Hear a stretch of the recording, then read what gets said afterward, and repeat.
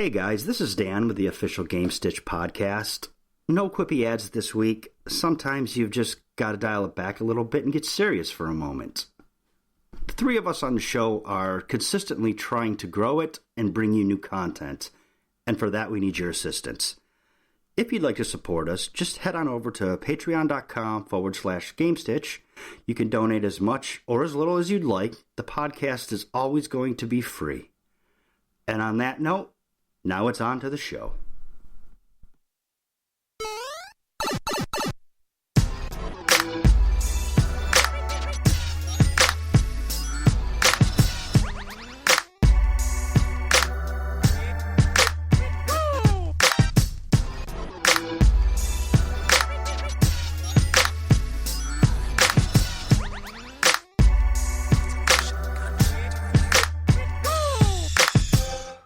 Welcome to episode 221 of the official Gamestitch Podcast. I'm Ryan Walton. As always, I'm joined by Dan Reamer. Hey guys, thanks for having me this morning. And Matt Bowden. Thank you for having me. Oh, I thought you were going to get mad because I stole your shit. I mean, I don't like it, but it is what it is. Thanks for having us. All of in us. Your in ears. your ear holes. Yeah, right in those ears. The trio, like Q-tips. Ooh. Nothing like putting a Q-tip in your ear, just a little bit too deep, and then just like pressing it against the outer walls and giving it the old like once around. The swing I around. love that feeling. Yeah. I'll just tell you right now, I go too deep every time. Do you guys get that itch sometimes that like one Q-tip's not enough and you drop like 6 Q-tips in there? There's no dirt anymore, but you just got that itch that you're scratching. Yeah, you ever try to get the itch so much that you break the Q-tip? Right Whoa. now? No, but I've done that. Bled before. It's not from scratched enough it's to not bleed. from sticking it into your ear, Ryan. I see your face. It's not from It's the sticking it pressure up. of, like- It's just from trying to get that itch Yeah, on the inside of your ear, and it breaks. Your brain's in there. You can't go. Well, I don't know if that's. I mean, it is, but I don't know if it's that. You can't go ham on it like that. Yeah, you gotta. The thing is the Q-tip can't reach your brain, so you're fine. Yeah, If you just keep putting them in and grab another one and put it in, and just like a chain of Q-tips. yeah, Kind of And they like just come out a your other magic ear. magician pulls the handkerchiefs. yeah. Right. Right. I go too deep, but I stop right there. Like as soon as I know I've crossed the line, I stop right there and I give it a good rotation. I won't use like 6 of them. Like I will use one if there's still anything on it. I'll use another one until it comes out clean, and then I stop. I'll tell you Just what like works. wiping your bee. If Yeah, you yeah, have I that get that. itch inside your ear that won't go away, Matt, use a bobby pin. Yeah, Oh my- that's safe. yeah, Go my ahead and pierce God. the eardrum. Bleed for the rest of the day. It's no more dangerous than a fucking Q-tip. Hey Dan, Yeah, I I'll guess not. tell you what else works really good: an ice pick. Right. Let's just stick my pocket knife in there. Yeah. It's fine. You It'll don't fit, stick too. it all the way Why in. not? All you do is you just run around the edges with it because it's got the metallic sharp edges on it. Oh, it feels so good. I want to No, do. it feels dirty. I want to do a quick PSA. We've said a lot of fucked up things on this show, but don't put a bobby pin in your ear Or a knife. or a knife or an ice pick. I was wondering if you were Probably going don't to mention Q-tip the ice your ears pick the way part. that we're doing either. Well, the ice pick's not a bad idea, but the bobby pin. I guess it depends So on what ice you're going pick for. Is right out of Final Destination. Like you think it's a good idea, and then you slip on some water that you forgot in the bathroom. You fall, hit the ice pick, and die. Let me tell you a story about an ice pick and what I thought was a good idea. Please do. Okay. As a small child, and we're talking probably 7 years old, 8 years old. Too small to have an ice pick. Right, let's just baseline for the story. I Yep. shouldn't even have an ice pick. Right. I've got a pair of roller skates. These are legitimate like roller skates, 4-wheel. Jesus Christ. Where the fuck is this story going? I'll just wait. It's fucked up. The roller skates don't fit me. They weren't my roller skates. Mm-hmm. But I've got some old tennis shoes that do fit me. They would look real good on those wheels. So I'm watching Beauty and the Beast, the cartoon. And Why wouldn't you be? right. My mom is in, I think she was like canning some stuff in the kitchen. So I ninja in there. I ninja slip past her, get the ice pick and go back. And I'm going to ice pick the booties off the skates so I can nail my Tennis shoes right on there. And I'll have the fucking, I'll have some that fit, but I'll have the coolest roller skates too because they look like shoes. Right. Right. So I start ice picking the booty off. And on about the third stroke, it like it like glances right off the side of it and right into my leg. Yeah. Whoa! So How deep? I mean, deep enough that when I let go of the handle, it was just stuck out of my thigh. Oh my god! You got a scar? Yeah, there's just if you really hunt for it, you can find the little scar. So it slams in me. I immediately panic and rip it back out. Yeah. And I sneak back in the kitchen. I put the ice pick back up. I put the skates back in the room where they were at, and I never told anybody. Till just now. Yeah, I've told the story before, but I never told my mom. So, what happened when your mom found this bloody ice pick? Because you didn't. I think I wiped it off. Oh, okay. Because Man, you I'm left that surprised part you didn't take out. an ass whooping.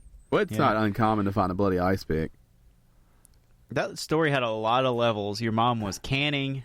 Yeah. You were being a ninja. Yeah, a lot going on. Roller skates, Beauty and the Beast. Well, I remember Lots vividly. of questions. I remember Lots of vividly. questions. So Too they were much these info. they were like old roller skates. They clearly weren't like even mine, and they were like tan leather boots on them. Did they have the yellow stopper on the toe? Or the orange? I can't remember the wheels. I just remember them being like a tan, like cowhide. Why don't you get those? Didn't you just get those metal ones that slide on over your tennis shoes? Well, I Yeah. was 7, and I was watching Beauty and the Beast, and I had some old shoes that didn't fit. What compelled you to want to roller skate while you're watching Beauty and the Beast? I don't get it. I think what I thought when the movie was over, I wanted to roller skate really bad, but I didn't have any. But why? Where did roller skating come from? I don't remember them roller skating in Beauty and the Beast. I To don't be think the fair, two it's are been a while related. since I've seen the movie. Yeah, I don't Or think is the it- two are related, but when I was growing up, Oh. roller skating was a big thing. Really? Was it? Because I was growing up at the same time. It was not a big thing. It faded into rollerblading when that was a big thing. Like I skating remember- rinks were like a thing. Yeah, I do remember going to the skate rinks. I do remember rollerblades being a big thing, too. I remember going and being like couples only, and I'd be like, "Fuck, I've got to Yeah. stop enjoying myself for a whole Michael Bolton song. This is bullshit." I see, roller skating was a thing when I was a kid up here, and then they went away. Yeah, they didn't go away here. It just transitioned to rollerblading, but it was still huge. Yeah, you used to have to go over to, what was that place in Logan County? That skate rink over there. That's where we always went. Was there or went to Central City, or Greenville. They had a roller skate rink. What's the Roller Dome in Hopkinsville? Yeah, Roller Dome. And then there's Rainbow here in Clarksville. And, Roller Dome, man, that's where everybody went. The Roller Dome was the joint. And I remember going, whenever rollerblades hit hard, I remember going, you'd see somebody roller skate, and you're like, what a nerd. The one we had here was Studio 19. Gosh, Well, that sounds like a sex club. It was more Yeah. like a dance club roller skate thing, yeah. right. Doing Out there- cocaine and Yeah. banging a string. A lot of Yeah. cocaine And and roller a lot of skates. cocaine in the 80s, yeah. golly, that Not gonna like lie. sounds like heaven. He did Imagine the coke- things that happened in the back room of Studio 19. Oh, yeah. Oh yeah. Wow. I bet you can't even imagine some of the things that happened in the back of the I room. don't like imagining With it though. Studio It seems 19. dirty. They now have to it's- tear the building down whenever they close it. No, now it's a Nothing else church. could move in. Now it's a church. what? So No now way. it's a church. Now yeah, it's a church. No way. Swear to God. Well, Roller Dome's still going strong. didn't their floor get all fucked up because it flooded one year? Because I remember going and there would be like humps in the floor. As you're going through the boards. I don't know. Yeah, It's like still that was- open. It was terrifying to go rollerblade there for about a year because the humps that were in the floor, you would like catch one foot into a divot and like wipe Gotta out. learn to I used to slalom, love bro. watching people wipe out. I was the guy wiping out all the Like time. you see somebody get on, you knew they were just a little too confident for their skill level, Yeah. and by that third turn, they just slide off right into the wall and flip over, and you're like, oh yeah. I always had the issue of like I never could turn, right? I couldn't turn on four wheels or on the blades. It didn't matter what it was. Oh man. So some asshole would always come by like skating backwards, like "Come on, Yeah. brah," and I'd speed up and then never be able to turn and just wipe out. I was a master backwards. They'd always be like, backward skating only. And I'd be like, hell yeah. About Yeah. to shred this bitch. Me and 4 other people because no one else can do it. I just could never stop. The rink I Stopping went was to always was my problem. fun. They did all kinds of stuff like that. They would do like limbo. Where you had to That like sounds terrible. get I under the remember Limbo. broomstick. I remember Limbo. Yeah, and they would always give prizes out. They would do like games like every 20 minutes or something. Like it was awesome. Can we talk about how dangerous roller skate rinks are, though? It's dark. It's dark. There's too many people Yep, going too overcrowded. fast, and it's like a smooth concrete surface, and nobody's wearing a fucking helmet. See, ours was Yeah.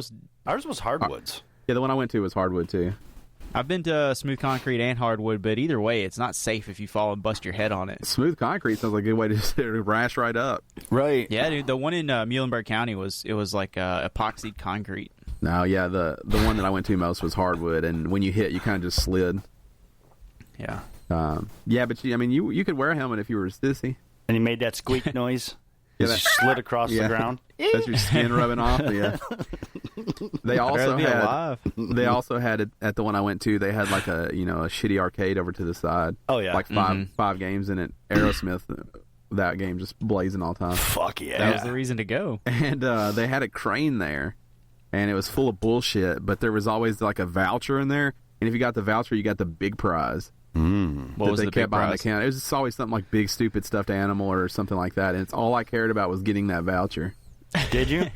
Yeah, like 4 or 5 times. I mean, we used to go every weekend. Like roller Right. skating was a big part of my youth, and like my dad used to go with me and shred it up a little bit, which is weird because if I think back, like if I think to me doing that now, it'd be impossible. But he was doing it as a grown up. But there would be no need for me to right now put on some blades and go to a roller. I'd get arrested first off. Mm-hmm. You look like you're not supposed to be there. Yeah, Right. I immediately look out of place if there's a police officer there. So I haven't been skating in years. Yeah, that but kind of I shit's loved not it. allowed anymore. Yeah, that's right. It used to back in the day. There could just be pedophiles in there skating side by side with children. It was the norm, dude. Everybody Yeah. enjoyed Yep. it. Like when you think back, like there was probably some creeps in yours, especially Studio 19. Oh, man, mine? I know that Oh, place yeah. was Studio full. 19, yeah. Probably no doubt. You had some. There were definitely some rapey employees there, no Oh, doubt. 100% rapey. The good old days. Yes, sir. As a matter of fact, that place, I still remember one of my friends, who played soccer with me, because of Studio 19, he decided he wanted his soccer number to be 19, and he wore that all through high school. He loved that place too much. Yeah, Yeah. he loved it too much. I'm not mad Sounds at like that, a though. clue. Yeah, when you find something you're that passionate about, I get it. You just fall in love. It's a roller. Okay, yeah, everybody's got their thing. It's the memories, Dan. It's not the roller skating. I guess, it's the yeah. memories. Yeah, I don't know if it warrants a soccer number, but I'll tell you what. I'll tell you what's sad is that places like that and arcades and like they weren't replaced with anything. They just went no. away. Well, they're Yeah. Well, they're still like Dave and Buster's, D&B's, they got that bowling that's alley. not an It's not arcade. the that's same. not an but, arcade. Yeah. yeah, I do miss like Aladdin's Castle. Yeah. And Well, I don't know if you guys if you guys ever made this correlation, but if you notice, arcades, roller rinks, all that stuff, they kind of went to the wayside with no replacement once the internet came on board and everybody started learning about every bad thing that happened in the world and passing laws to prevent those. yeah. Yeah, Well- just some things, they change and they shape into something else, and Well, that and it was a place that was you could drop your kids off, and that's how kids socialize. Now Just there's texting in the internet. drop your kids off. Oh, When yeah. you go it to was- an arcade, now my parents never let me stay in an arcade solo, mostly because my dad wanted to play also, but Right. you would go, and there would be like 600 kids and 4 adults in that whole place. Oh, yeah. Yeah. Like But it I would- mean, the other thing is that arcades they were for us as kids. So now you have like the barcade, you have like the coin op and retros and stuff like that. So you can still go to an arcade. Yeah, I don't care what but anybody it's just says. A bar also. There is nothing and I'm not just saying this as a cranky old man. Oh, youth of today. That's not what I'm saying. What I'm saying is there is nothing that the kids of today have like we had, where you went, you got a $20 bill, and you got went tokens and for put it. it in, and you got all quarters, and you just started lining them up where you wanted to play. chink, chink, Yeah, chink, chink, chink, chink. I remember There that really noise. was something special about the arcade in like the late 80s, early 90s, where like your parents dreaded to take you next to one because they knew they were going inside. Yep. And you got $5 in tokens, and you played Street Fighter 2 and you sucked at it, and you played Galaga and Pac-Man because that's the only one that nobody was playing. You shot some skee ball, you got 14 tickets, you went and you got a always cap played gun. skee ball. Like, Always. Always. But that noise that was in there, and like the old shitty carpet and the smell, and it was like too dark. Every arcade smells exactly the same. Yes, it does. Yeah. It smells like... It's a very special smell, really. It smells like somebody shampooed the rugs, and with just the shampoo part, they didn't actually suck the water back up. That's what they all smell like. It's kind of dirty. Yeah. It also smells a little bit like old wiring. It's just like hot electronics a little bit. Yeah, old wiring and shoes. That's what it smells like. Like the rubber from shoes and old wiring. I've talked about it before, but I have a few arcades, and the thing that I wanted to make sure when I hooked them all up and got everything set up is that they all come on at the same time. Mm-hmm. Because that's part of like when I think of an arcade, like it's sensory overload. Yeah. You know, What do works I the do way a first? casino does, right? Everything is yelling at you, and you know, a lot of the arcades after they sit for like 6 minutes, they'll go into like that demo mode where it'll just get louder because it wants people to come over and play it. And like, so when I turn mine on, they all are obnoxious and screaming at you, and like I love that like that's the way it's supposed to be. Yeah. And there should be like carpet with like rockets and fucking stars on it that's like glowing under the black light. Like it should be stupid also. And It always was that weird. The carpet was always that weird purple color. yeah. Yeah, or it was that red. Also, they always had a red. The with, red, like, yes, little I white forgot stars. that. The red was usually they did the purple where it was darker, where the lights of the arcades. But then when you went up to claim your prizes or go over and play skee ball, they That would changed be it the to red. Yep. Did I tell the story about playing an arcade when I went to my work trip that I went last went to? Yeah, Probably. Tell it again. Who gives a shit? It's our show. So yeah, I had to go away for travel for work, and we decided to go out one night after the meetings, and we didn't really know where we were going. We ended up at a mall, and the mall has a movie theater in it, and we just decided to walk up there. The mall's getting ready to close in like an hour, and we walk up there. They have an arcade. There's not a soul in the arcade except for the guy that works there. Yeah. Damn. So I'm like, hey, you guys can wander around. I'm going to spend $20 here. Is it like an old school arcade, like a real arcade? Yeah, kinda. I mean, there's some new stuff there, but it's got the purple carpet and it's dim lit and it smelled right and it just felt pretty good. So it didn't do tokens though. It did do the card, which I don't like. Yeah, I need tokens. So, anyways, we Or walk quarters. in and Just quarters. And the two guys that are with me are probably not arcade guys, but they were like, "Yeah, we'll just play some stuff too." After like 20 minutes, they were little kids. Yeah. Yeah. I mean, I was a little kid after like 45 seconds because I understand that. But, like, they both looked like 10 years younger, and they were, like, trying to beat each other in basketball, and we were all playing skee ball against each other, and we were loud and obnoxious, and the guy that worked there was, like, laughing. And we got on this big buck hunter machine, and it got fucking real. I mean, we threw down trying to beat each other. And so, anyways, the guy comes over to us, and he says, "Look, I'm getting ready to close, but I got about 45 minutes worth of night stuff to do, so I'm just going to shut the gates, and you guys can just stay in here." Awesome. So now, I mean, knowing, like, one family came in the whole time we were there, but now we, like, own the fucking place. Well, you know why he did that? He was so excited to see you guys, see somebody in there having that kind of fun. Right. And like, we went until the point where he was like, "Okay, you guys got to, like, redeem your tickets because I need to go home now." Yeah. And it was awesome. Like, it was very cool, and all I could think is, like, why don't these exist like this? Because it wasn't a Dave & Buster's. You know, it wasn't big like that. Right.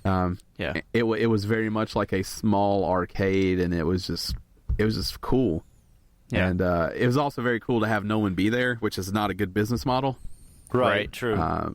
But, I mean, really did feel... The only thing that really weirded me out was the redemption thing. You know, your tickets are all stored on your card. Mm-hmm. Yeah.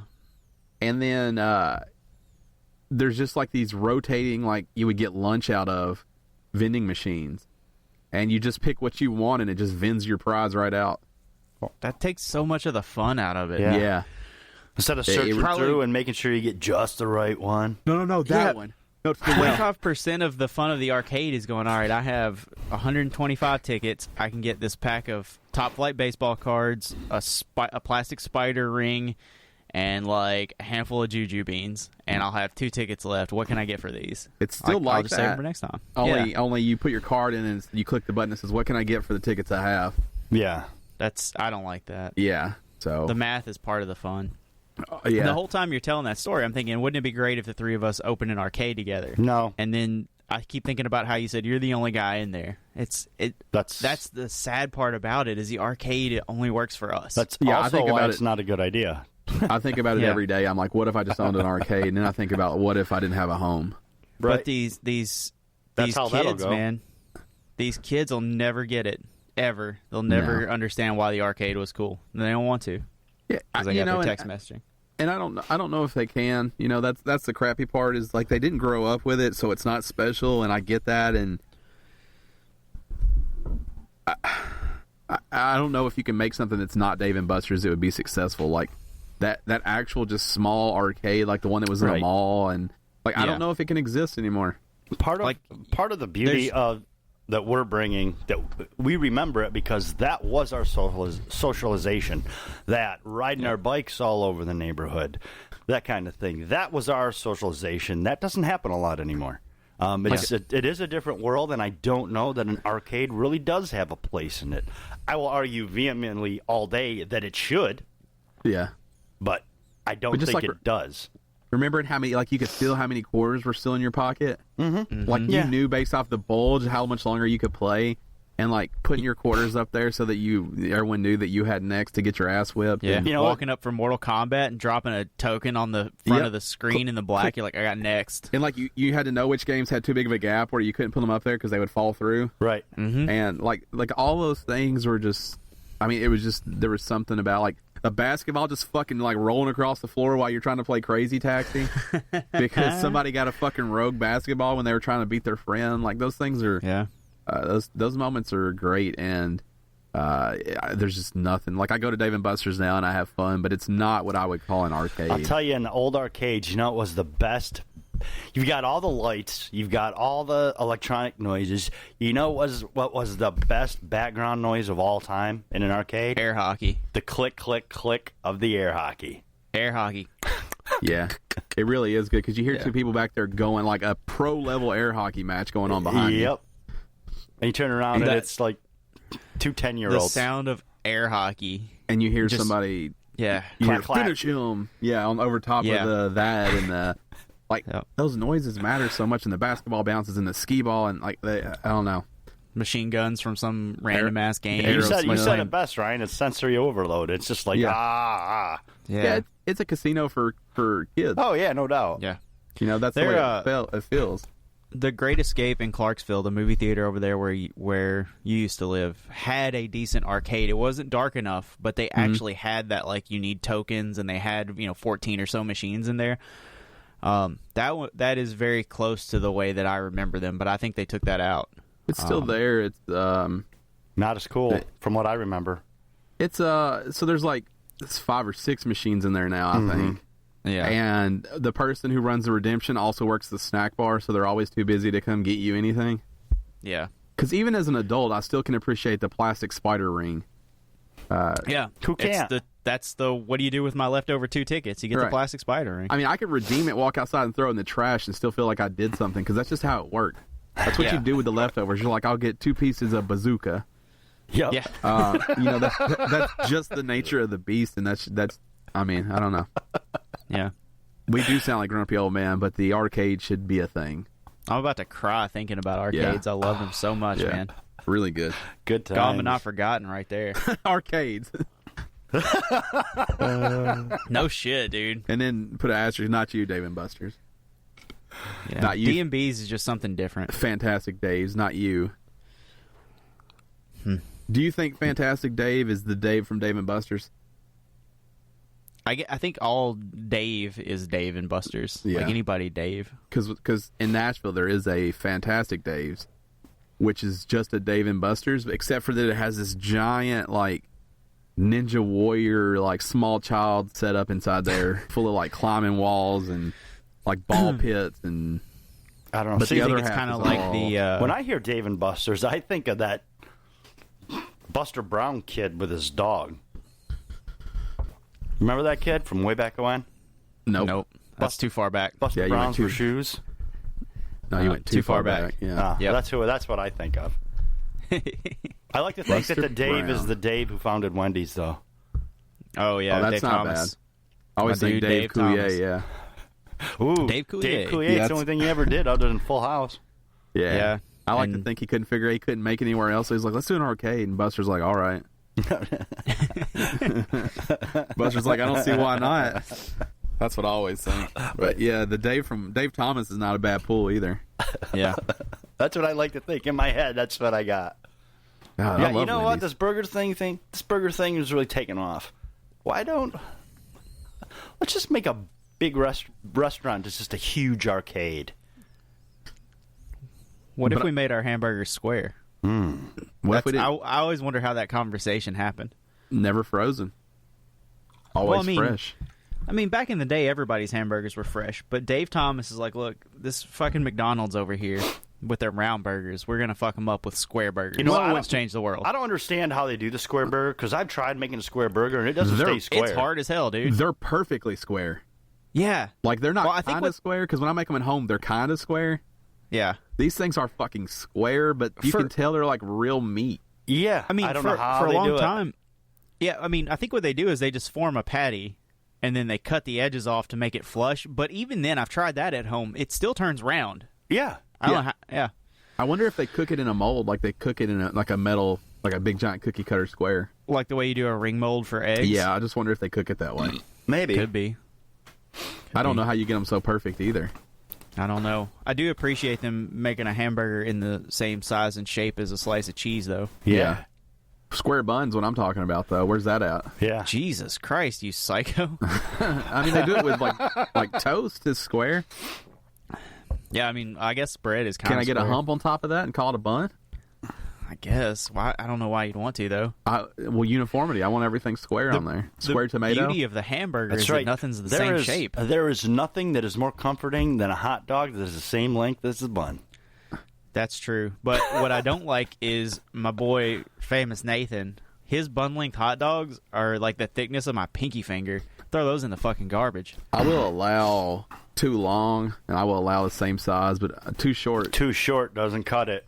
Yep. I need a girthy dog. I need the dog to fill the bun.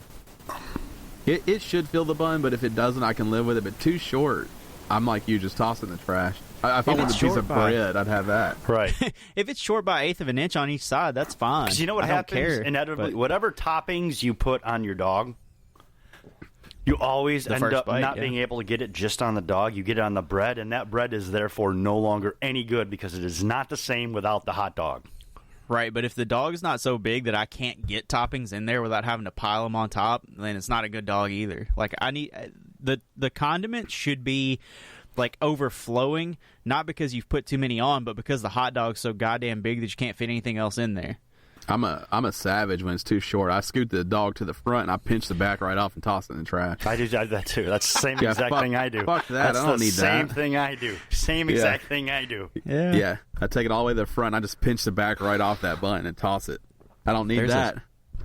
Cattail behind Dan. Yeah. I just saw it like creep up like a shark fin, go Yeah. back down. He's chilling. That's how you get murdered Yep. by a cat. Yeah. Could happen. If this is your first time joining us, welcome. This is the official GameStitch Podcast. This group of best friends gets together, talks about all the video game news you care about. We wrap it up in all the bullshit you've listened to for the last 40 minutes. You're welcome for that. If you want to support the show, head over to patreon.com/GameStitch and do so. We got lots of fun goals, rewards. We got some plans. We got some. You guys have already funded GameStitch Live, so that's coming. And we've got some prizes, some rewards going out for March. And so you could jump on that list. All you have to do is go over there. You can contribute as little as $1, and that gets you access to our subscriber-only Discord, which we're on there chatting every day. So check that out. And if you want to rate this podcast, go over to iTunes, leave us 5 stars, and tell us how awesome we are. That would help too. Remember, new episodes come out at 6 a.m. Central Standard Time, the only time that matters, every Monday morning. Yes, rate us, because you have to understand something about us. We have low self-esteem. We need the validation. Yeah, Dan's Well- self-esteem is the lowest you'll ever find. Even if you think we're bad, rate us 5 stars so people will see how bad we are. You know what? And- At least rate us 1 star. Say we suck. Just get us out there. Well, here's, Yeah. and I think we've been clear on this before. You give us 5 stars, you can trash us in the written part.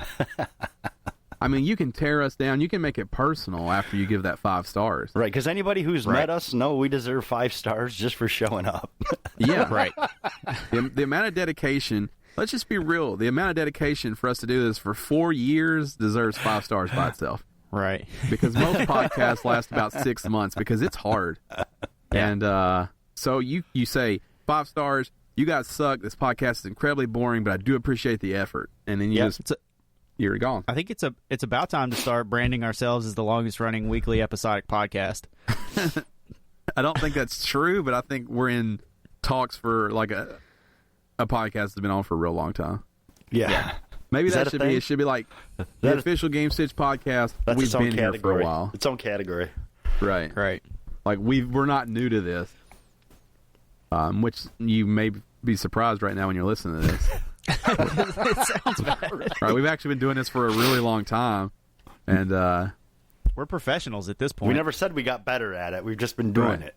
well, at a certain point you peak. Like this is as Right, good. right. As Like good I as can play it's gonna baseball get. every day, but I'm just as good as my body allows me to be.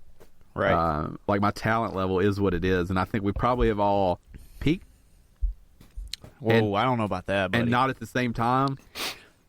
I haven't even begun to peak. Yeah, you have. You just don't realize it. Right. You finished a long time ago. Anyways, rate us 5 stars on iTunes. So really what it does is it lets other people find this podcast when they're searching, and that is the most important thing because the bigger community we build, the more rock star things we can do for you guys. For sure. Yep. Before we get into the first topic, I want to say that I have played over 60 hours of Zelda now. Jesus Christ. I just want to give an update. So Right. the way the Switch works is it doesn't give you exact time. It like updates every 5 days, and it just updates in chunks. Yeah. So I don't know exactly where I'm at, but it says that I've played over 60 hours.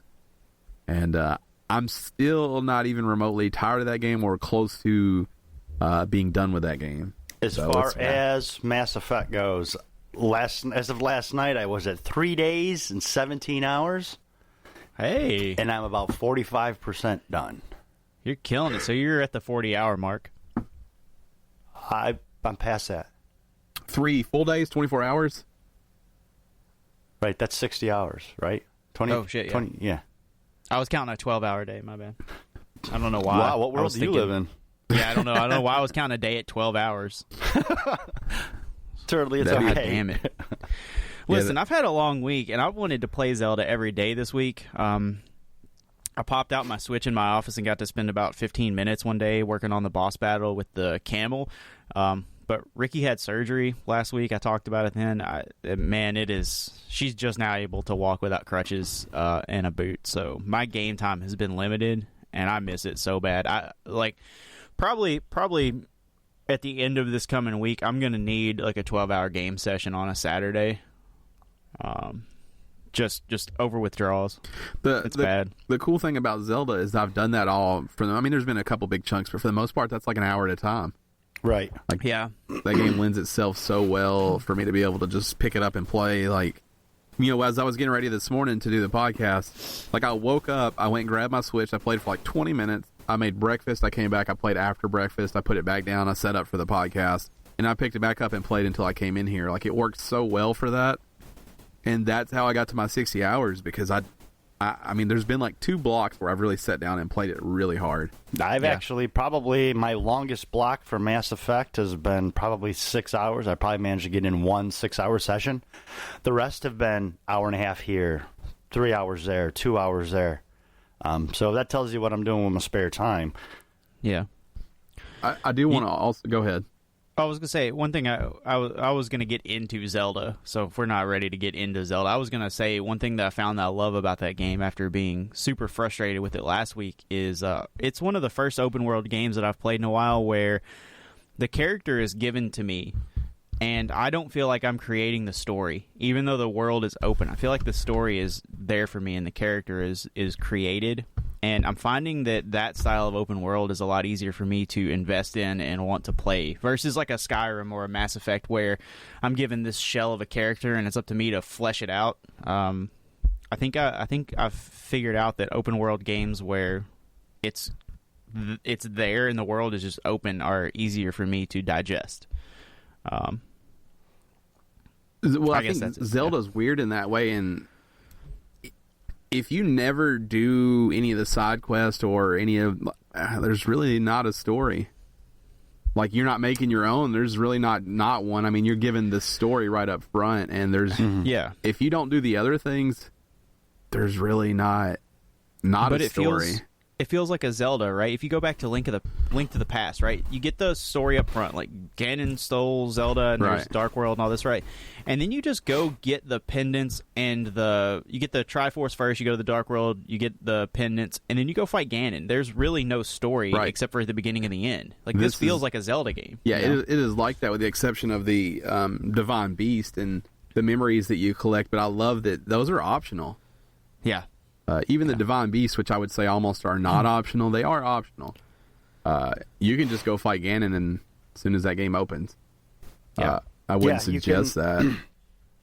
With Mass Effect, a lot of the side missions will actually it doesn't affect the story, but it doesn't change the story, but it does affect it in the sense that the more side missions you do, the more people you have to bring into, and this is just what I know from things I've heard, is it can bring more story into the ending than just straight to end. Otherwise you're probably looking at like a 16-hour game, maybe. Depending. So it's kind of more like a traditional RPG, yes, where the character development is on you. In the side quest. Yeah. And see, Zelda is, and that is kind of how I described it. That's not how I meant it. Like, you don't even get a feel for Link if you don't do side stuff. Right. Other than he's just Link. And that's okay. And the side stuff isn't main story stuff. It's just you kind of learn a little bit more about how people regard you. Right. And things like that. But it's also not a, like, you decide who you are kind of guy. It's not that kind of game. Yeah. You are Link. And it's definitely not, like we were playing Horizon and Zelda at the same time. Horizon is, like, feeding you information, like, constantly. The game is full of info, yeah. Mm-hmm. Yeah. There's nothing left.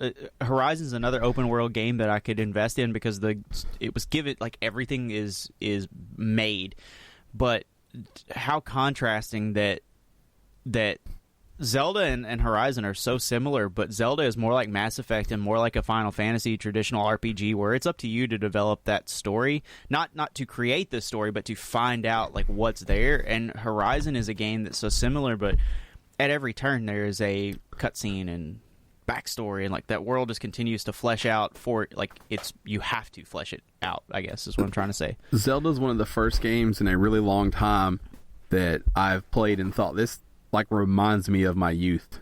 It doesn't hold your hand at all. Like, figure out what to do or don't. Yeah, there's barely tutorials in the first, like, couple of shrines. And it's not like but clearly after the conversations that you and I had, we realized I didn't do them. Like, I didn't do those shrines that tell you how to play.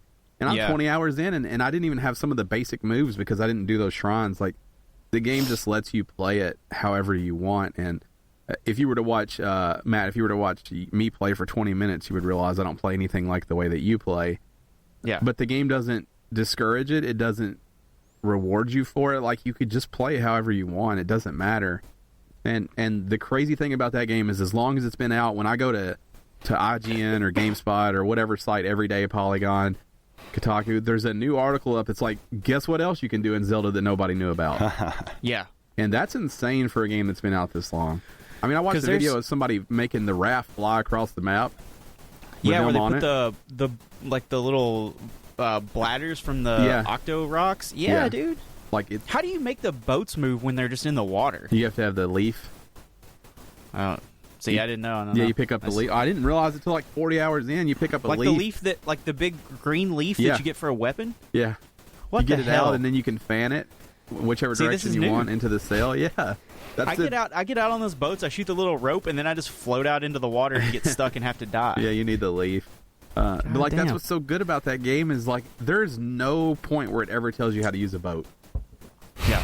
Like, not at all. You just see the boats and you jump on. There's no prompt to like grab anything. There's no like press A to grab the reins. Like, there's none of that shit. You can also put like a metal box behind it and then keep push and move forward, and it will push the raft.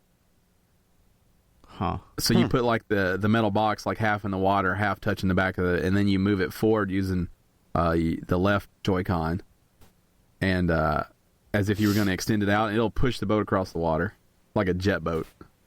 This is wild. Yeah. New information. Yeah, that game is like that though. It's very like water cooler talk, and not in a way where I would say, oh, in Horizon you can override a sawtooth. You'd be like, everybody knows that.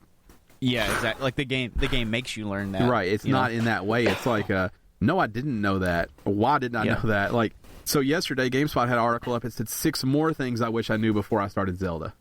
Yeah. Like, that's incredible to me a month after that they can still have that conversation. Because they've done like 6 of those lists, like 5 things I wish I knew. Then it was like 15 things I wish I knew. And it's like, well, here's 6 more. Like, that game is so deep. It's so rich and deep, and the world is so alive. Yeah. It's crazy. Well, and we had the conversation about Metal Gear 5, that it was a mile wide and an inch deep. I would say that Zelda is what Metal Gear was shooting for. Mile wide, mile deep. Like, that game is... it's by no means the perfect game, because if you hate open world, it's too big. But...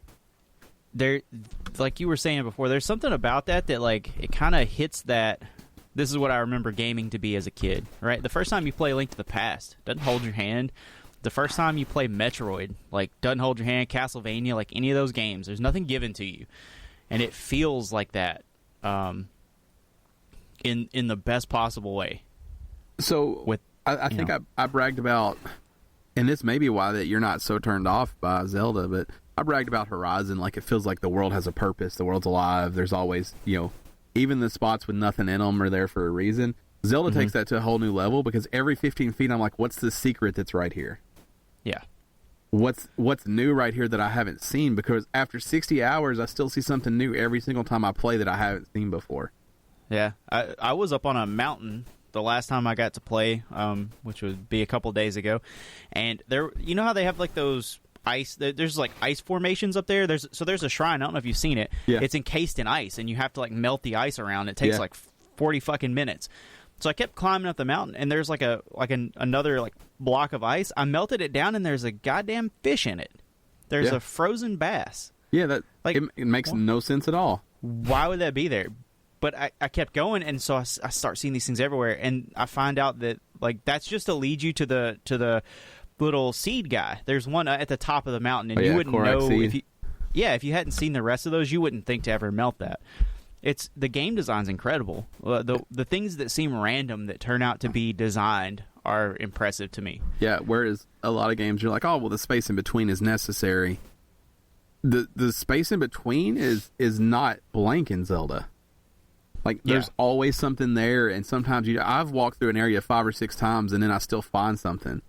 Like, that game is just insane in its design, and I mean, I know that everybody else sings the praises of it, and it doesn't need us to do it too, but it's really incredible. It is really, really good, and if it wasn't Zelda, it wouldn't matter. Like, it's not good because it's a Zelda. It's probably better because it's a Zelda, but it's not good because it's Zelda. If this was, Sword Explorer, you'd still be like, this is fucking pretty good. Yeah. But the fact that it's Zelda and it pulls at your heartstrings just makes it that much better. Yeah. And I'm not even a Zelda guy, but I'll tell you, it feels the place right. where they failed for me is the music, though. I really need that Zelda music, and it doesn't have it. Yeah. That part doesn't bother me because like I'm not a Zelda guy. But it's cool for me to finally find a Link that I can feel good relate with. to. Yeah. So that's your Zelda Power Hour that you link to. Jesus. Link that you link to. Yeah. Oh my god. Your Zelda Power Hour powered by Nintendo. Right. Thanks, Reggie. Reg, as we call him. Yeah, as we call him. R. Big R. When we put him in the group text message, we say, "What's up, R?" Yeah, we do. Let's move on to the biggest news. So we finally got some details about Project Scorpio, the new Xbox One whatever you want to call it, the next, not the next generation, but the half step in this generation. The Xbox One S. Let's be clear, we're getting to iPhone territory. We're releasing a barely upgraded console every 6 or 7 months. The Xbox One S Plus. Yeah, exactly. The Scorpio. So they flew Digital Foundry out to Redmond, Washington, and they basically let them have all the specs and play with an Xbox One Scorpio. And I mean, this was part of the reveal. They wanted them to go back and write about it and talk about it and get all the chatter going. Obviously, this thing is going to be seen either right before E3 or at E3. Mm-hmm. But they wanted to handle the specs without having to spend too much time on it during something like that. That's my assumption, at least. And yeah, they want to get that out of the way so they can just showcase games. And I think it makes sense. And so the specs are everywhere. You guys have probably seen them. So it's more powerful than a PS4 Pro. It was always going to be more powerful than a PS4 Pro. That has been confirmed, and it's going to be expensive. You know, they didn't drop a price with this, but Digital Foundry, Richard Ledbetter said in a video, it's going to be expensive because it's made with expensive part. Mm-hmm. Yeah, I can easily imagine this coming in at $499. That's my prediction too. So, and I got two price. So $499 is the sweet spot where it needs to be at. I think it will be $600, and like $599. And I think if they sell it at $499, I think they lose money on it, which they may do. That's fine too. It wouldn't be the first console. But as much as Phil Spencer has pounded the pavement with this is a premium console, this is not for people who don't play every day. This is not for people who are just not getting an Xbox. He has continued to say this is a premium console, and I think it's going to be $600. I think $500 is right. If it comes out at $500, I think it's great. I'm not going to buy one either way. But I think $600 is too expensive. But I think that's where it'll land. $600 and trying to separate the gamer base. We talked about this with PlayStation 4 Pro. This is a mistake. Console gaming needs to push towards PC gaming, but it does not need to divide itself the way that PC gaming does for gamers, right? PC gamers are very divisive. You are either in the master race or you're a fucking pleb and you don't matter, right? So this isn't that for console gaming, but this is pushing console gaming that way. The specs matter, right? But the dick measuring contest of how much money did you spend on your console shouldn't matter. And calling it a console for like the gamer who games every day, or making that line in the sand, the real gamer. Yeah, making that line in the sand is not smart. You want your console player base to feel like everybody's playing the same. And when you sell me a console and then 2 years later turn around and say, yeah, but if you want the real experience, you got to drop another $600, like, you're a piece of shit for doing that. Yeah, and I'm not saying business wise it's not a smart move and that it's not going to work. I'm just saying it's not kosher. It's going to turn the player base against them. It really is. What it's going to do is push people to go, if I'm going to spend $600, I'm just going to buy a gaming PC because controllers hook up to that now anyway, and I'll just use that for the same fucking price and have it last longer and get my games on Steam for $1 a piece in the summer. I did say that for people that play every day, when I hear Phil Spencer talk, he always just says a premium console. So I do want to be clear on that. I said that's my thought, but yeah, when he talked, he just says a premium console, which to me means the same thing. Yeah, I mean, I don't. My opinion of that doesn't change if you say for people who play every. You're drawing a line in the sand whenever you say it that way. I just wanted to be clear that I have not heard him say that. That's a me comment. He always just calls it a premium console and a premium experience. So. Right. Yeah. But okay, so for 4 years running now, we've always had this thing of, and Ryan and Dan, I know that both of you are, Dan, I know you game on PC. Ryan, I know you have some PC games, but you don't really game there. Don't like it, right? If we are, okay, so now Steam accepts the DualShock 4, the Xbox One controller, the Xbox One Pro controller, it accepts the Xbox 360 controller, the DualShock. Steam accepts all controllers plus the Steam controller now. Summer sale, all the games from that year are somewhere between $7 and 50 cents. So it's the cheapest way to buy games. And you can buy a gaming rig that will play everything today at PlayStation 4 settings for like $600. So are we getting to that point where buying a PC that is dedicated to gaming, it sits beside your television hooked up with an HDMI cable, just like anything else, just like any other gaming console, you come by, you press the power button, you open up Steam, you grab your controller, and you play. Are we getting to the point where that seems more like an option to you guys than upgrading your console every 8 months, like what console gaming is looking like it's going to? No. And I don't think it does for a lot of the rest of the public either. The reason being is because there is still certain perceptions with console versus PC, and those perceptions carry over into what people want, whether they're true or not. But what each individual wants, that perception does carry over. The perception of a PC is still mouse and keyboard.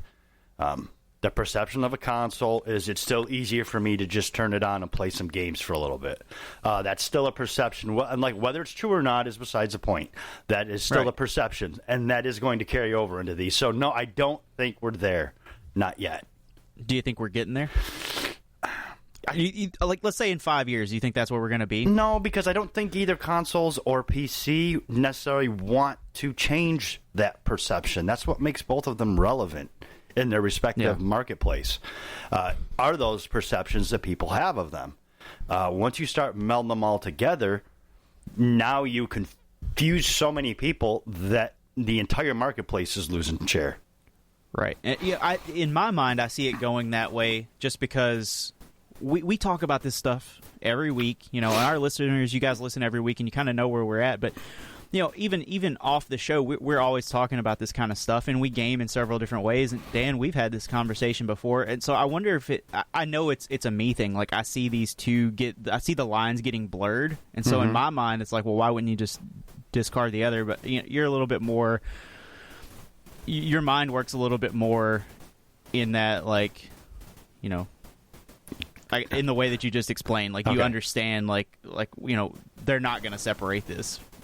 You explained it a little bit better to me, so I guess that's where that question comes from. To me, I see the line blurring to the point of like, why fucking bother with having both?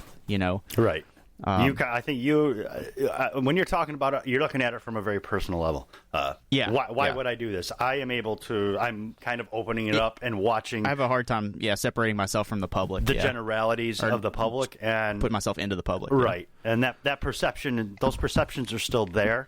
And I think they are the saving grace for both PC and console. And that's what's going to keep them both in their respective markets, excuse me. Right. Well, and so your opinion on this is really one that I like to hear, because you are the gamer that most bang for your buck. That's where it's always at. Like me and Ryan we play loyalist games a little bit. Ryan always buys like the one console, and then he fleshes his stuff out. But you tend to, of the three of us, you tend to go with what's the best bang for your buck. Like, where can I get the most power for the right amount of money with the most games that's going to last the longest? So this seems very important to me in like how you view the gaming industry and where it's headed. Well, to a point, you're right. As far as I have my franchises that I love, just like you guys do. But I do look for the most bang for my buck. When I buy a movie, I look for which one's the longest? Is this a 90-minute movie, or is this a 2-hour movie, a 2.5-hour movie? Which is better spend my $14.99 on? I do the same thing with games. I look for length. I look for if it has side quests to it, that kind of thing. Yeah.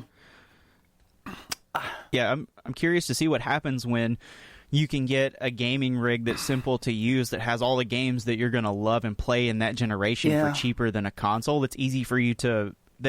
I'm not saying that they're not easy for you to like manage now, but as soon as PC gaming, I think it is there, but as soon as it's as cheaper and easy and well known for you to just plug and play the way that a console works, I'm curious to see if you start moving that way. I'm starting to think that may be the way to go, to stop being necessarily like a PlayStation loyalist and maybe start looking at having that PC rig first, and making that my primary. I think me personally is, with a PC, you're always going to have upgrade those in order to keep them relevant.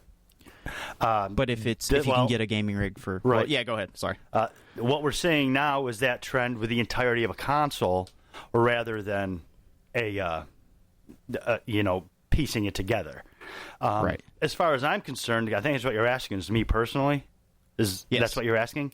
Yeah. I have no desire to get a PS4 Pro, PS4 Plus, whatever it is. What the fuck is it? Pro. PS4 Pro. Yeah, it's a Pro. I have no idea, no inclination to get a Scorpio. They're offering me things I don't need. I have the experiences I enjoy on the consoles that I have, which is an original Xbox and an original PS4. I don't need it to look better. I don't need a better frame rate. I don't need to have it in 4K. I am perfectly content and happy with what I'm playing now.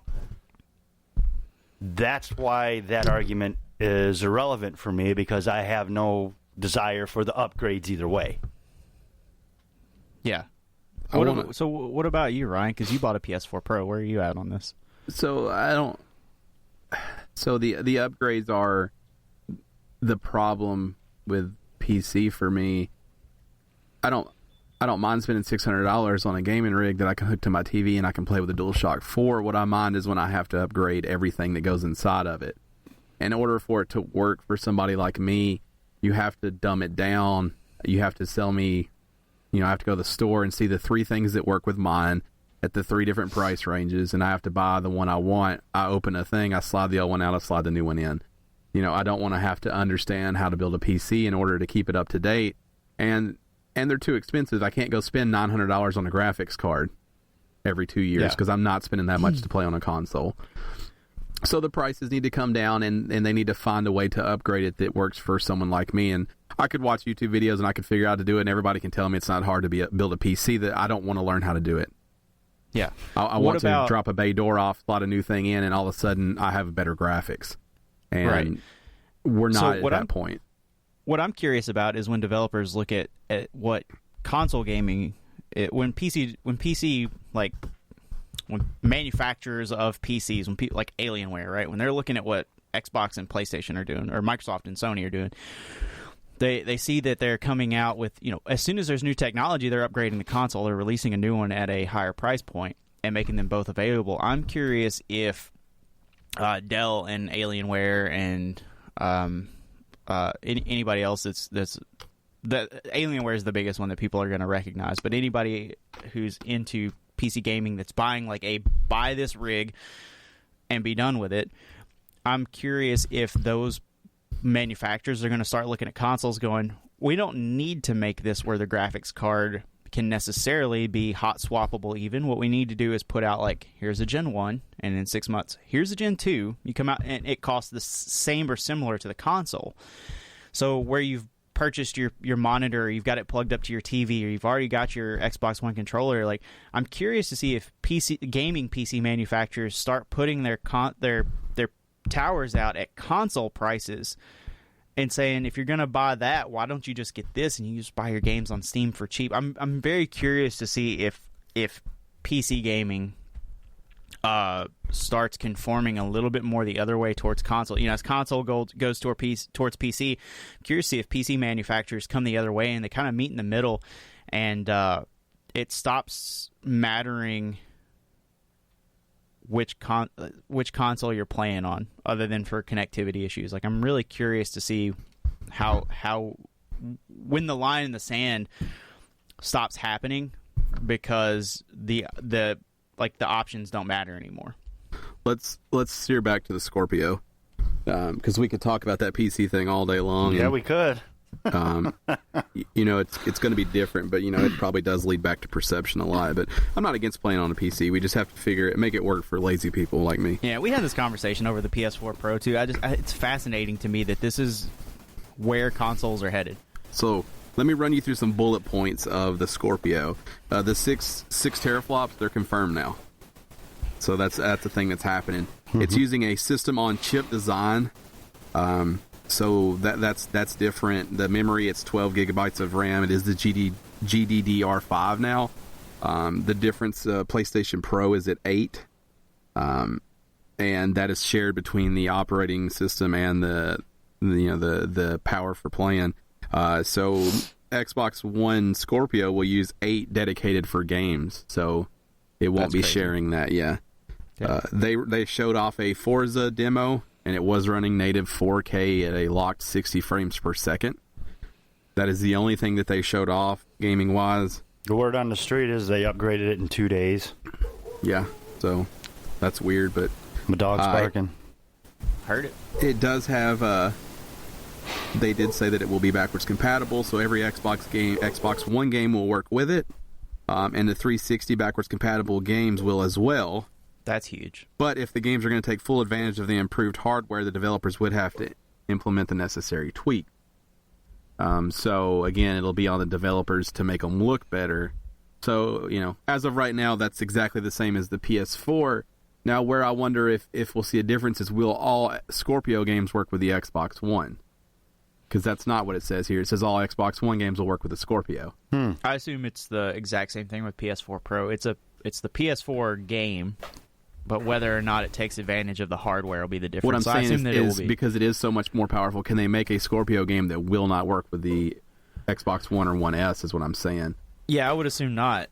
That's the thing. So the PS4 Pro and the Xbox One Scorpio, they're coming out in that space that PC lives in, where you have adjustable settings based on, like, the game auto detects what settings will work. So when you pop, you buy, I don't know, let's say Gears 5 game. Yeah, let's say you buy Gears of War 5, right? Scorpio's out. You pop it into a Scorpio, and the game knows that it's going to use the max settings. You pop it into an Xbox One, it knows it's going to use the medium quality settings. Like, I don't think that there's going to be an issue with that, because I think that you're getting into PC territory. Like, every game that you buy on PC, whether it has it has a maximum and minimum specs range that it can run in based on the current technology. I think you're going to run into that with Xbox One games also. I don't think there will be a Xbox One Scorpio exclusive that won't run on the Xbox One, because there's just that range of settings that it can take advantage of or not. Right. Yeah, it'll be interesting to see, because it is clearly more powerful than the PS4 Pro. And they do have options. But I don't think Microsoft can make up a game for this that won't work on the Xbox One, because then this is no longer a premium Xbox One console. This is a completely new console. This is a complete upgrade. This is next gen. They have not advertised it as that. They have not spoken of that at all. And honestly, from a legal point of view, I don't think they can, based on everything they've said. Yeah, well, I mean, it's like PS4 Pro. You don't want to put out a console that has games exclusive to it, because then you tell your audience, like, hey, we've just put a line in the sand on our own brand. Right. You don't want to do that. Well, yeah, because then it's not, then it's a next gen console. It's not. Yeah. It's no longer just an upgraded console. It is now a next gen console. Right. And it's no longer an Xbox One. It's an Xbox whatever the fuck comes next. And it's never been advertised as that, at least up to this point. Yeah, I agree with that. So legally, I don't think they can do that. I'll just weigh in. I could see them putting out exclusive games. And not a lot of them, but I could see them doing it. I don't think it's the same situation as the PS4 Pro, because I think it's dramatically more powerful than the Xbox that's out now. Right, but I mean, that's like, you can get Tomb Raider, or you can get Rise of the Tomb Raider on PC, right? Your rinky-dink PC and your highest-end PC play the same game. They just play them at different settings. If the internals of the Xbox One Scorpio are the same as the Xbox One, there's no reason why the game wouldn't play on the Xbox One. It just wouldn't have the settings maxed out. Like that, we had the same discussion over the PS4 Pro. Like, they won't do it exclusive, because all it is a PS4 with the settings turned up. This is just an Xbox with the settings turned up. So, I mean, it will just run the games at max settings. It is a dramatically different console inside, where the PS4 Pro wasn't. I mean, it's not an argument for me to win or for you to win. It is. I could see them doing this.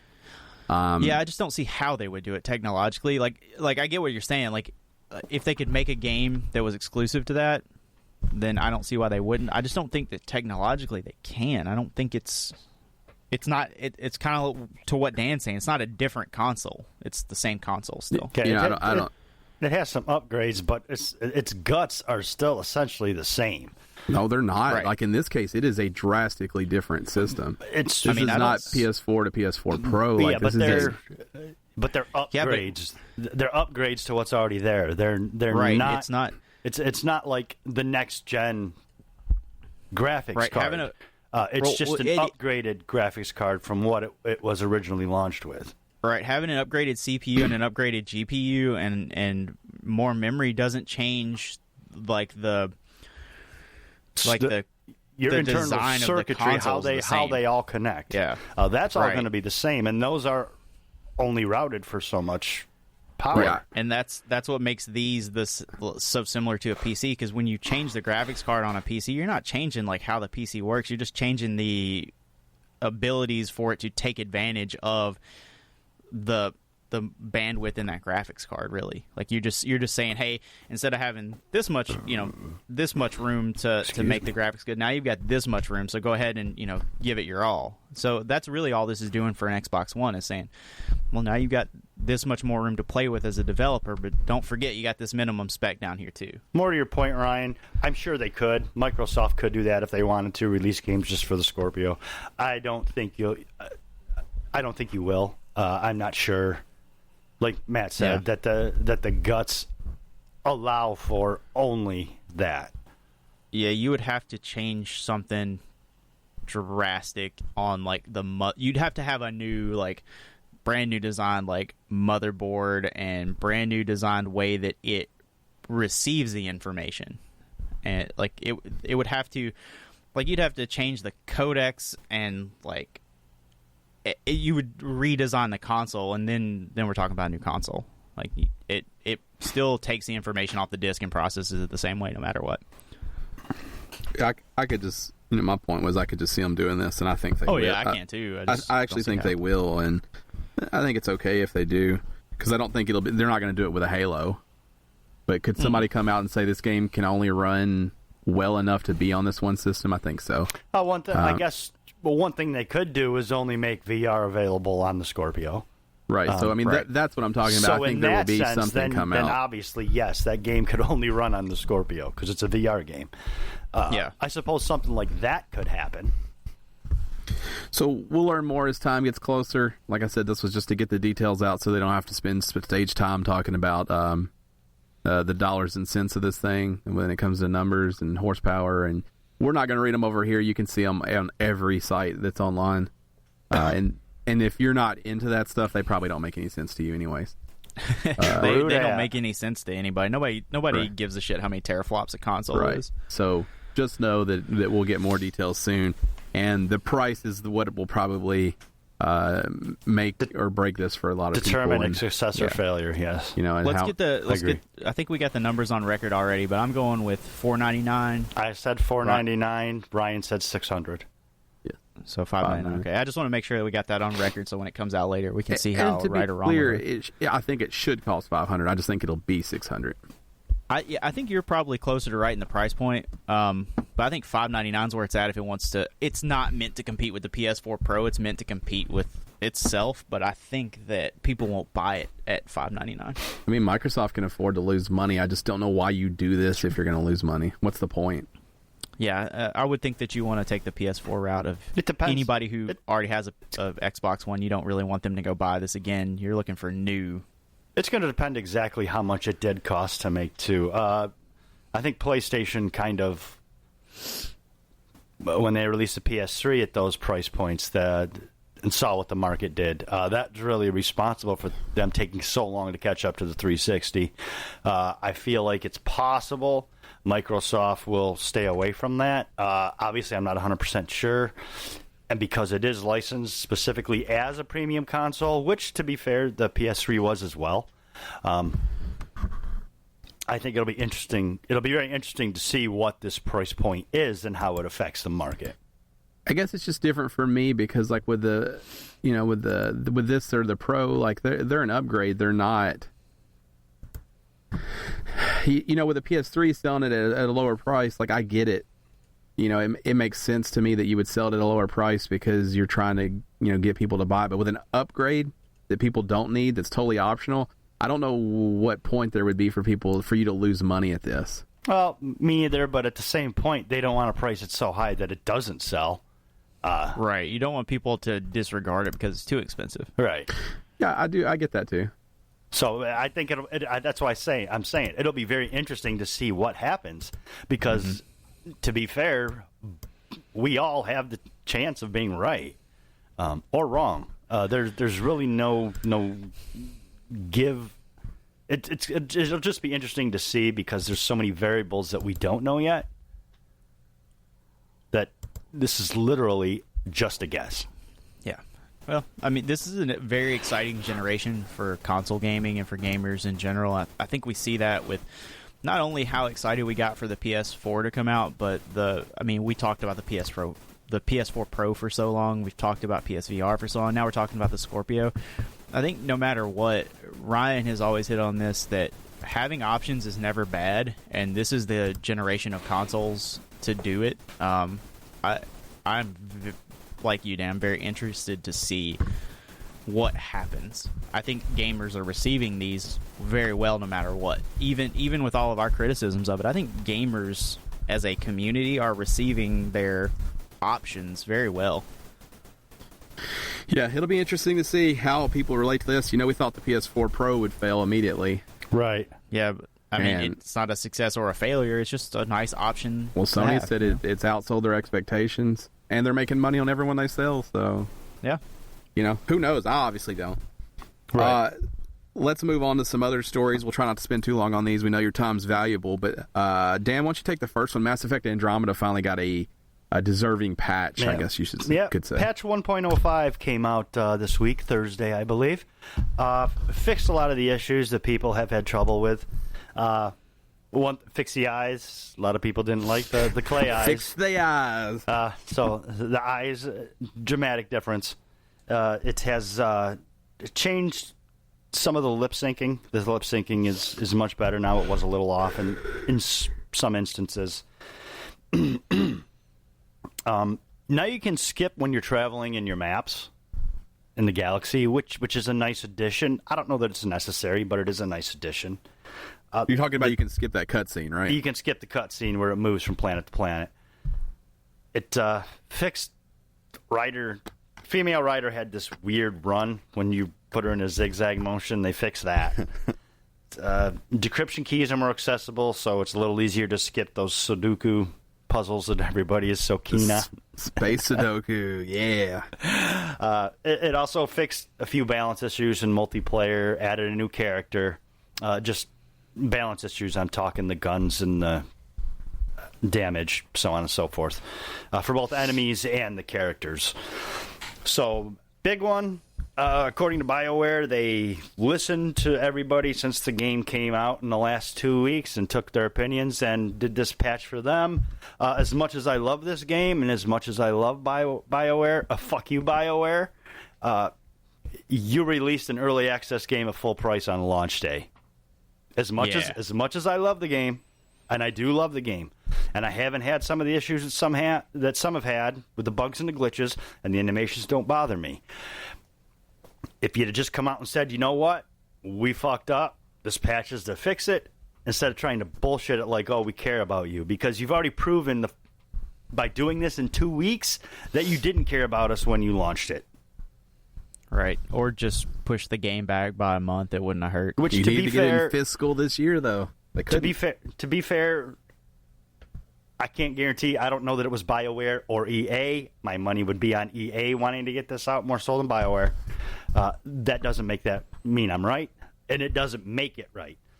You should have just said, I understand you can't say, look, this game isn't done, but we're releasing it, but Jesus Christ, don't treat us like we're fucking stupid 2 weeks after the fact. Like, you just threw this patch together. You had this bitch ready to go. We listened to our fans.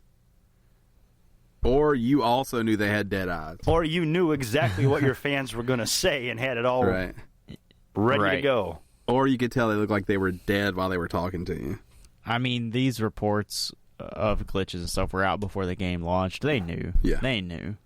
Yeah, and everybody kept saying, well, maybe we'll get a day one patch to fix it. And they were like, well, what you're playing already has the day one patch. Yeah. Right. Like, they knew. But this will make people feel a certain way. And, whether it's like Dan or the other people, I have another friend, and he said, I'm glad the game's finally fixed where I can play it now. So, and I've got to reiterate, Yes, the animations look better now. I loved the game before those changes.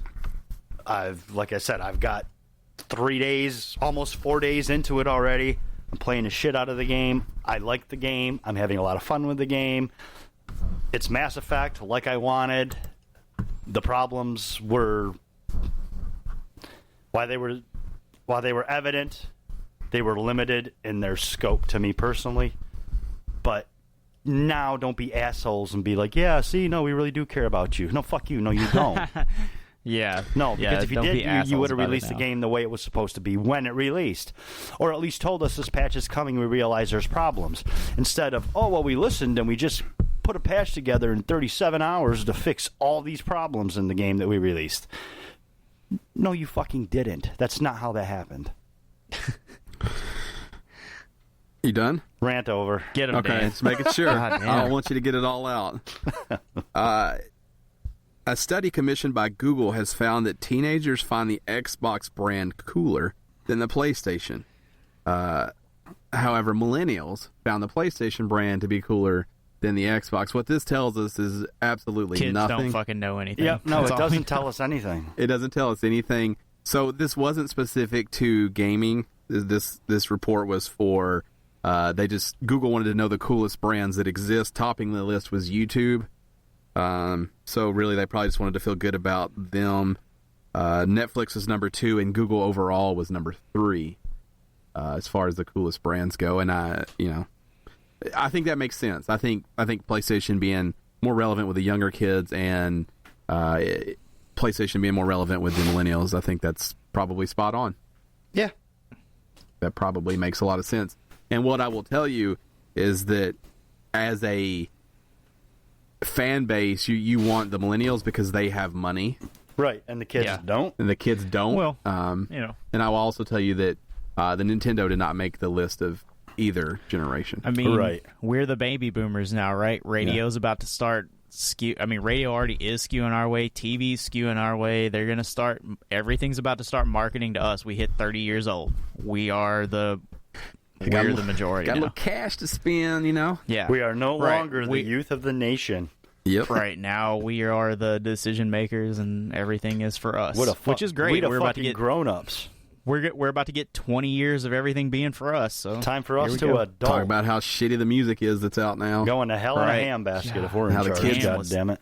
And how Nobody can fucking drive. and how kids drive too fast. If you bought Yeah. something at GameStop's website, your credit card data may have been hacked. GameStop recently received notification from a third party that it believed the payment card data from credit cards that were used on GameStop.com's website were being offered for sale. GameStop said in a statement. This happens every day. I want to read the shitty part of the statement that GameStop issued, though. No Dude, way. we That regret- doesn't even sound like GameStop to say We something regret shitty. any concern this situation may cause. GameStop would like to remind its customers that it's always advisable to monitor your payment card account statements for unauthorized charges. If in some my way God. it's my job to make sure they don't get their shit stolen. Right. Right, it's my fault that it's messed up, not yours. If you Because I'm the fucking tech genius. if you identify such a charge, report it immediately to the bank that issued the card, because the payment card network rules generally state that cardholders are not responsible for unauthorized charges that are reported in a timely fashion. Well, you know what, GameStop? I can't sit around and watch my account because you can't keep your shit secure.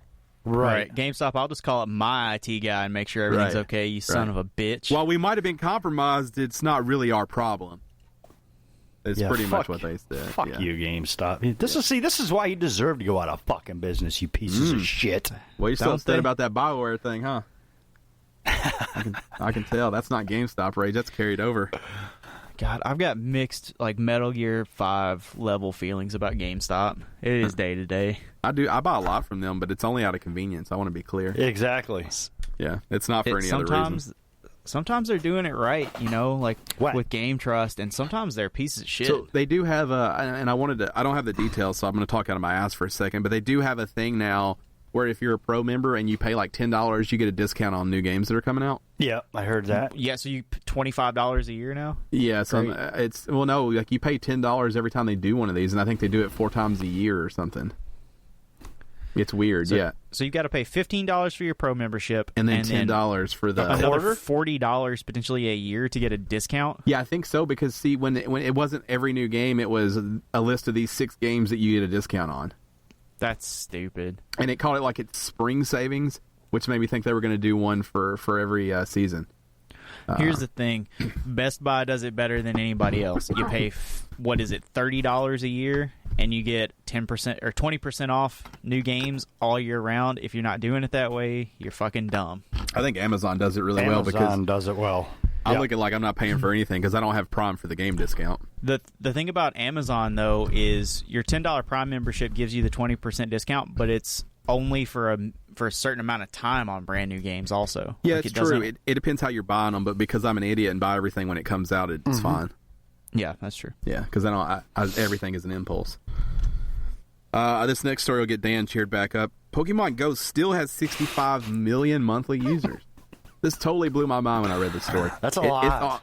It's on here for no other reason than the fact that I am totally blown away by that many people still playing this game. It's crazy. Yeah, but does that mean that like people are updating? Like it's still installed on their phones and they're getting the updates? No, those are active monthly users. They're opening the app.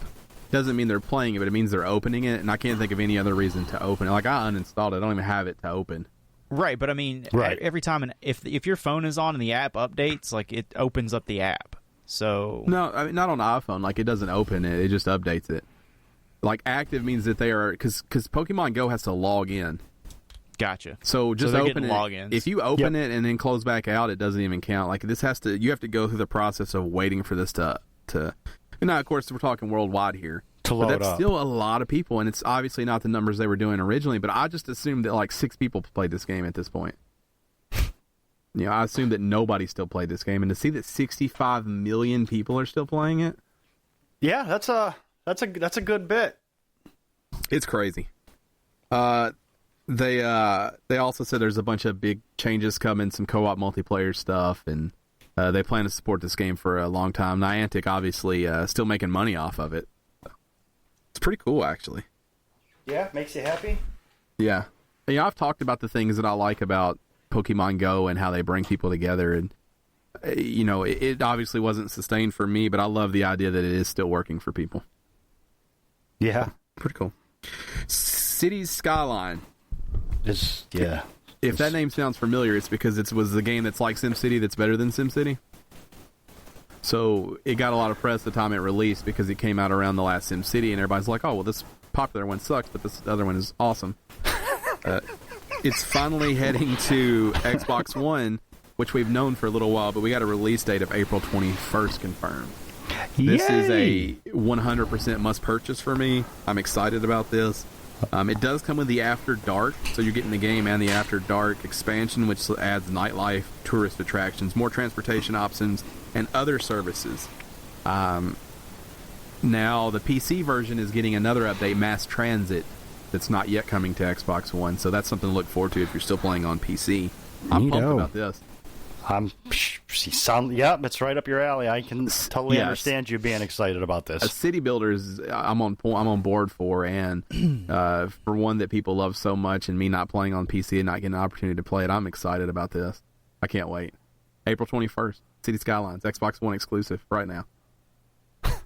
It might come to PS4. I'll tell you, when I bought my Xbox One, I thought I would play it a lot more than I do. Yeah. And that's why there's no part of me that's considering a Scorpio, even if it was $200, because I just don't use it. Right. My Xbox One pretty much just plays Netflix. I just don't. And I have games for it that are still wrapped that I say I want to play, but I don't know. Like and it's even worse now that the Switch came out and was actually good, because before it was like, would I rather play my Xbox than my PS4? Now it's like, would I rather play my Xbox over my PS4 and my Switch? Right. It just moved down even further on my list. I'm just not comfortable with the console. I don't like the way I don't like the controller. It's just not a comfortable experience for me. And I don't know. Yeah. I mean, I've got a lot of hope for that, but if nobody else gets it, it won't matter. I already told you I would get it. I told you I was love getting that it. fucking controller. I have a hard time. I like the controller. Yeah, the controller is the best controller out right now. Yeah, for you, for me, I don't care for it, and that makes it harder for me to jump in the Xbox and be comfortable. I was immediately more comfortable with the Switch controller than I am with the Xbox controller. And the Switch is perfect. I'm talking about the Pro controller. Like, I was immediately more comfortable than I am with the Xbox One. I don't know what it is. I'm just not comfortable with that controller. And I don't think that's the main reason I've had a problem. I don't like navigating the operating system, and it's just not a comfortable console for me to use. And I don't think it's a fanboy thing. It's a comfort level thing. If I spent more time with it, I'm sure I would become more comfortable. But I don't have games that make me want to spend more time with it. They have not had exclusives that I care to play. So it'll be, I don't know. City Skylines is going to be a good opportunity for me to spend some more time with my Xbox. So. April 21st. Pre-order it now. I don't really care if you pre-order it. I just wanted to say that. I won't be. You probably get something extra if you pre-order it, though. I'm a big fan of not pre-ordering. Yeah, and then not getting it. Me too. Yeah, the free thing always comes out later. For paid, though. I'm a big fan of not playing sim games. Pre-order is a bad idea. I like pre-order. This last story, not really a story as much as A sale? THQ Nordic has a Humble Bundle out. And I just wanted to make you guys aware while it still has time if you're interested in picking these up. They got a ton of stuff on here. If you pledge at least $1, you get 5 games that run on your PS4. At least $12.18 right now. You get 4 more, and then if you pledge $15, you get everything, including all the Darksider remastered stuff and a sweet MX versus ATV looking game. Yeah, it's a good bundle. Humble Bundle, if you're not aware, just put it on your favorites on your browser. It's a great way to get a lot of games for real cheap. Typically, it's only PC stuff, though. This is only the second time they've done a console bundle. But super cool. Yeah, so total you're also, getting 15 games. Now, a couple of those are PS3 only, but I think only 2 of them are PS3 only. So it's just a cool thing to check out. Humblebundle.com. Is that right? Yeah, humblebundle.com. Yeah, humblebundle.com. Check that out. As of recording, it's got 9 days left, so you guys have plenty of time. But if you're looking for a couple games cheap, at least that $1 pack. But I think that $15 is the value. I think that's where the money's at. Yeah. But very cool. Just wanted to tell you guys about it, and we like to throw out the deals whenever we can. For sure. All right, now it's time for our newest returned segment. the newest thing to have gone away and came back. Gone but not forgotten, where we reach back in our gaming past, we dust off an old beauty for you, and we tell you all about it. This week, it's Matt's turn. A beaut. This week, we're going to talk about a first-person shooter. It was PC only, and it's called Rainbow Six 3 Raven Shield. Hold on. Before you continue, why was that a question? Because I couldn't remember the title. That's how it's written on the case. It's Rainbow Six 3 ? Raven. So there's so many Rainbow Sixes, right? There's Rainbow Six Siege and Rainbow Six New Vegas. Like Rainbow Six used to just be Rainbow Six. Like that was the name of the series. Rainbow Six Vegas. So, you made it Fallout too. I just want to throw that out there. What? You said New Vegas. It's just Rainbow Six Vegas. Oh, yeah, sorry. Rainbow Six Vegas. Yeah, sorry. But before there were all those like wacky iterations, there was just the Rainbow Six. Anyway, Rainbow Six 3 and then the Raven Shield expansion for PC. I never played the main Rainbow Six game, but this was probably one of the first and only, or one of the first PC first-person shooters that I like to play on a daily basis, along with Counter-Strike. It's the first game I was ever banned from, and for doing a team kill on a sniper-only map. Oh no! And did you team kill on purpose? Lots of good memories. Oh yeah, you want to hear the story? I think you've told the story before, actually. Yeah, I probably have. So just a great game. If you've never played it, just watch some videos because nothing runs it anymore. Because didn't somebody camp the same place you were? Isn't that why you went to town? So the thing about this map, so I used to play snipers only, which meant that they had like one side versus the other side. You couldn't you couldn't traverse the map, and it was like a mile apart. But yeah, like this spot that I was sniping from, the guy who was like hosting the game, that's where he wanted to be, and you can't lay your characters inside of each other. So he would stand where I was so that we would both get killed. And then he got in my spot, And he made a big deal about it in the chat. Anyway, I shot him in the head because he was pissing me off like 5 or 6 times in a row. Every time the map started, I would just walk up to this guy and shoot him, and then play the map because he was being a dick. And I got banned from the game permanently. Were you no-scoping him, though? Dude, I was pistoling him in the fucking head. That's what's important.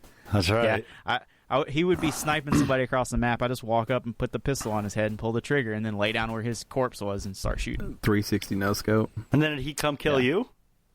Yeah, then he came back and killed me right before the ban. So Did he get banned? Yeah, No. He hosted, so he put the perma ban on. He had the ban hammer. Oh, ban hammer. It was the last time I ever played. I really loved that fucking game, though. I really did. Well, that's because you just got to randomly shoot one guy in the face over and over again. No, I was pretty good at that. That was probably the last game I was any good at, too. But there was just something about that dude was being a dick, so he deserved it. What a dick. And, whatever, it was 1999 or whatever. Who gives a shit, right? That's this week's Gone But Not Forgotten, Rainbow Six 3 Raven Shield. I want to call it Ravenclaw. Yeah, it's not, though. Yeah. If you have a Gone But Not Forgotten for us, make sure you hit us up on the social medias using the hashtag GBNF, just like our friend Hoffen Show did. And he writes to us and says his Gone But Not Forgotten this week is Conker's Bad Fur Day by The Rare. Nintendo 64 classic. That classic gem of Conker's Bad Fur Day. A game that doesn't hold up. No, Yeah. it does A not. game that you should watch videos of someone enjoying back in the day, because that's going to be better than watching someone play it today. But I agree with him that at that time that was a game that everybody wanted to have because it looked like a Mario style game, but it talked like a mature rated adult game. Yeah. Well, that was something unique for the time. It If was. a game cursed, you had to have it. It's the It was a lot only of crude boss humor. battle that's a piece of shit. Literally there's a piece of shit. Right. But there's a lot of them that are shitty. Yes. Yeah. Yeah. So check out Conker's Bad Fur Day. Check out Rainbow Six Ravenclaw New Vegas. And, if you can't find them to play, then watch the videos of them. I almost threw up. Did you hear that? You almost puked. I it heard sounded it. like it. Yeah. I don't know what happened. My body just rejected those 2 games. Air. Yeah, it rejected those 2 games. If you want to follow us on social media, we are at @game_stitch. I am at Podcast Ryan. Dan is at Shirtless Dan. And Matt is at Goddammit Matt. And you should follow us. Or you should at least follow Gamestitch because we say important things over there. Yeah. And remember, if you want to chat with us on the daily like we're a text message and friends, then hit us up on Discord. If you need instructions for that, then make sure you let us know on social media. We'll get you set up. We'll get you taken care of. We'll get her done. It's real easy. You just search GameStitch on Discord. Yeah, and you we'll will help, find us. We'll help you finish. It's true. Free to join, free to interact. Come talk to us. Toss us just a $1 bone over at patreon.com/GameStitch to get access to our subscriber only channel. Yeah. You like that? Yeah, Man, it was real sexy. heavy. Yeah. Yeah. You want Hips my- and nips, dude. You went That's Delilah sexy. on us for some Yeah, that's reason. my bedroom voice. I had bedroom gross. eyes too. Only you guys could see it. It's gross now that you say it. You do not have bedroom eyes at all, ever. Yeah, the bedroom eyes. You got creepy eyes. You got anything else you want to say before I shut this thing down? GameStitch Live is going to be Thursday, April 20th at 7 p.m. Central Standard Time. Yes. That will be on our YouTube channel, youtube.com/GameStitch. We're going to not broadcast out on Twitch. Just in case you don't know, GameStitch Live is our first Patreon-supported and funded show. It will not replace the podcast. It's its own thing. So it will start at episode 1. I will be your host every week, and it's going to be less about game news and more about us and more about the stupid shit that you hear at the beginning of this show. We're going to try to go that direction with it, a little bit more personal stuff, a lot more just stories and fun. If you want to support that show, any amount of money that you support us with at Patreon, that goes straight to that show right now. Our first goal was getting it funded. Our second goal is making sure that we can do a giveaway with the show every month. Just a small trinket or little piece of game memorabilia. Our second goal is to have it so that every time we do the show, we do a video game giveaway, kind of like what we did with Mass Effect on this show. And then once we hit that goal, we'll start talking about some more stuff that we can do with GameStitch Live. But first episode, April 20th, 7 p.m. Central Standard Time. Please tune in. If not, that'll be archived. You can watch it at any time and enjoy the show. Indeed. Also, I think to correspond with that and to get you over to our YouTube channel, the next day after that post, I think at that point we'll also have Dan's playthrough of, or at least he'll play some Life of Black Tiger. Is that right? Yeah. Yes, I'm actually working on some things in my head now. I actually wasn't going to say anything. Yeah, I want to give people a reason to be on the YouTube. But what I'm thinking is I'm going to try to stream it on the 19th at 8 p.m. Eastern Time. Play it for an hour. That way we can talk about it the next day. It'll still be fresh for everybody. Sweet. On the live. That's what I want to be fresh. Fresh and tasty. Yeah. Right? That's what I'm looking at right now. I don't. Right now it's like 92%. But that's what I'm hoping for. So. And if for some reason we can't get that live stream, hopefully we can at least get some playthrough up there. Yeah, I really want to live stream it though, because that was the promise. Yeah. Right. And for anybody that's watched us live on Twitch before, or if you've never watched YouTube Gaming or YouTube TV yet, there will be a chat available for GameStitch Live. We will be directly interacting with you, and it will be strictly on YouTube. We're not like making an audio-only podcast out of that or anything like that. So it'll be a YouTube show. So we'll have a podcast and then a YouTube show. This is just part of Patreon, being able to expand content out to you guys. So, make sure you go over there and see what we've got going on. You can see a little bit more about what's going on behind the scenes and what we're trying to plan for you guys. So GameStitch Live, please don't forget. We will we'll have that live April 20th. Dan, I need a favor from you. From me? Yes. What's that? I need a shout out for our Patreon supporter. That would be our buddy Garrett. Garrett Wade. Let's try it again with a little more emotion, though. What? You just read it. I could have just read it, but I thought you would bring the emotion. I didn't read my God. anything. I was looking right. I know, but you said it like you were reading it. That's what I'm saying. I wanted some emotion. Like what kind of emotion? Like, are we looking for angry? Take me Wade. No, take me somewhere with it. Garrett Wade. I like that. That made me feel soft and fuzzy. Yeah. It's very big shout out to Garrett Wade. If you want a shout out at the end of the show, that is a reward tier over at patreon.com. We really want to let everybody know that these are the great people helping us put this show together, making great content like GameStitch Live happen. So if you want to be a part of that, that's the $10 tier at patreon.com. Thanks, Garrett. Thank you, Garrett. Garrett. Yeah, man, we couldn't do it without you. This has been episode 221 of the official GameStitch Podcast.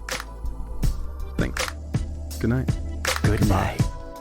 Hold your loved one close. I feel like we forgot something at the end of the show. I guess it's just the shout out.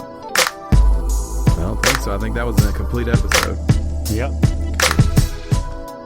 221 in the books. In the book.